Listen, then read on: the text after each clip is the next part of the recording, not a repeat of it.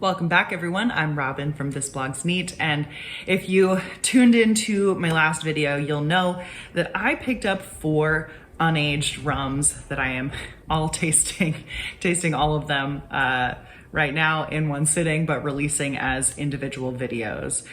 If you're one of my Patreons, you have my tasting notes for all 4 of these rums already. But if not, the next rum that I've got queued up today is from the Killik Distillery in Australia, but it's bottled by Dead Reckoning. So this is their Australian High Ester rum, bottle 161 out of 355. It was released in 2023. So Killik Distillery, Killik. So Killik Distillery kind of takes the approach of the Jamaican distilleries where they're trying to make Jamaican-inspired rums in the traditional Jamaican style, which means that they use dunder. Oh, they don't use dunder, they use muck pits, actually. Their muck pits are very cool. Anyways, they are making this unaged rum from molasses that they source from Queensland. They also have, I believe they have a single retort pot still. When I was trying to do a little bit of research and I saw that they had a hybrid still, but I believe they now have a single retort pot still. This is at 55% ABV and I grabbed it for about $50. Let's talk about their muck pits for a little bit. So they currently have 3 separate muck pits. They deplete one or deplete some of one and then move on to the next so they can kind of rebuild and create their microbial mucks.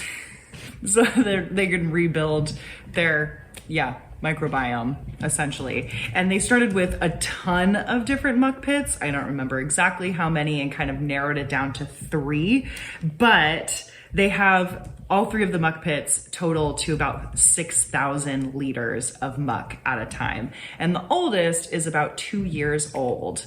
Taking a page out of the Jamaican handbook, Killik uses wild yeast using a longer fermentation period, adding dunder/muck pits, with their finished result being a high ester, super funky, unaged rum.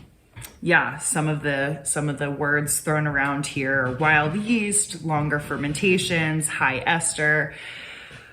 I don't know if wild yeast means spontaneous fermentation. It's possible. I don't know how long those longer fermentations are, and there's no ester count on this. So yeah, it's like a rum that is targeted for rum nerds, but I wish it just had like nerdier information, you know, rather than these terms like wild yeast, etc. This is also my first time trying anything bottled by Dead Reckoning. So if you've tried something by Dead Reckoning, please let me know. All right, woo, okay. They have tasting notes on this bottle. I'm gonna give you mine and then I'm gonna read you what the tasting notes are on this bottle because there's already a disconnect. But I wanna give a huge shout out to my Patreons. Thank you guys so much for helping to support the channel. And if you, the viewer, would also like to support the channel, I'd be super appreciative if you joined us over on Patreon, but also make sure to do the YouTube things and subscribe and like and leave me comments and watch more of my videos.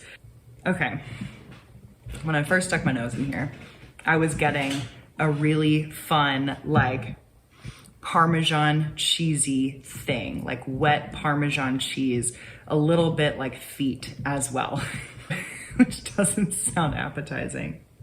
But now that I go back in, I'm getting, banana pudding.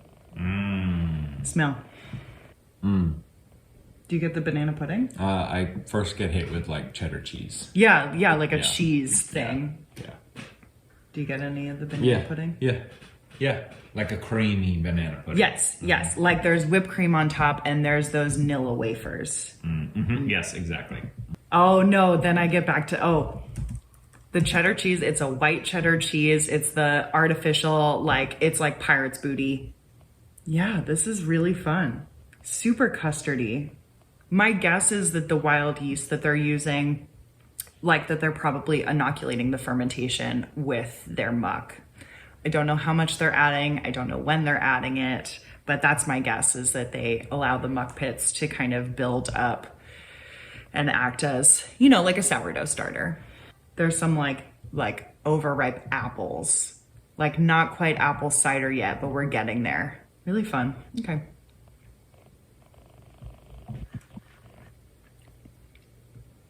So the palate's pretty thin. I was hoping I would get a nice big viscosity here. It's not super hot. It starts off with very little heat and then ramps up and comes back down. It's 55% ABV, so you should expect something in there, especially because it's unaged. But it's weirdly like a lot cleaner on the palate than I anticipated. That kind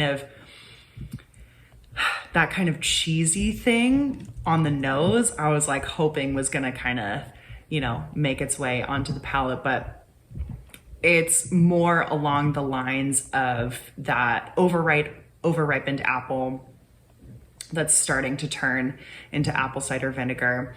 There's some golden raisins in here as well. I'm getting like star fruit. That like apple thing kind of goes back and forth between apple and star fruit. There's a little bit of some fresh nutmeg on the palate, or in the finish. Yeah, the finish is kind of short though. Yeah, I'm primarily getting that like creamy custardy thing with just like hints of banana. It's kind of like a banana pudding. A really light, lots of whipped cream mixed in. So yeah, that's kind of, it's keeping that on the nose now.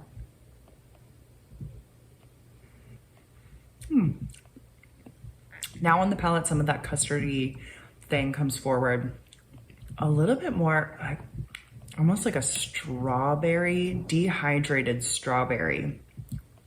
It's nice. It's got a little bit of funk. I wouldn't say it's super funky.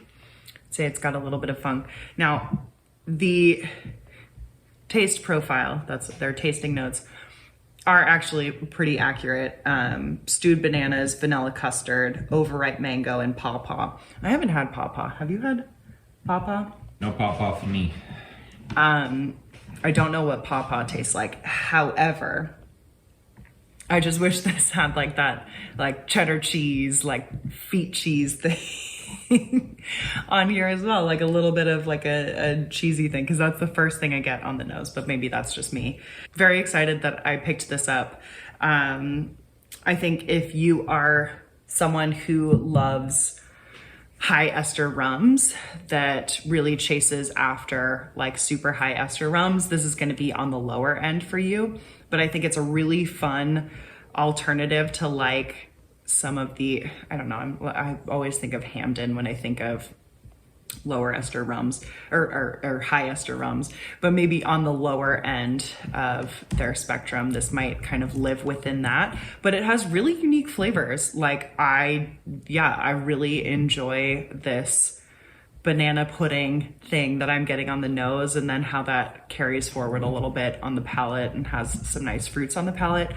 But I wouldn't call it super funky. I would call it like modestly funky, but I really enjoy it and I'm happy to have it. So if you have tried this in particular, let me know what you think in the comments. If you've tried anything else from the Killik Distillery or Dead Reckoning, let me know if there's something else you think I should try. Yeah, I'm open to suggestions.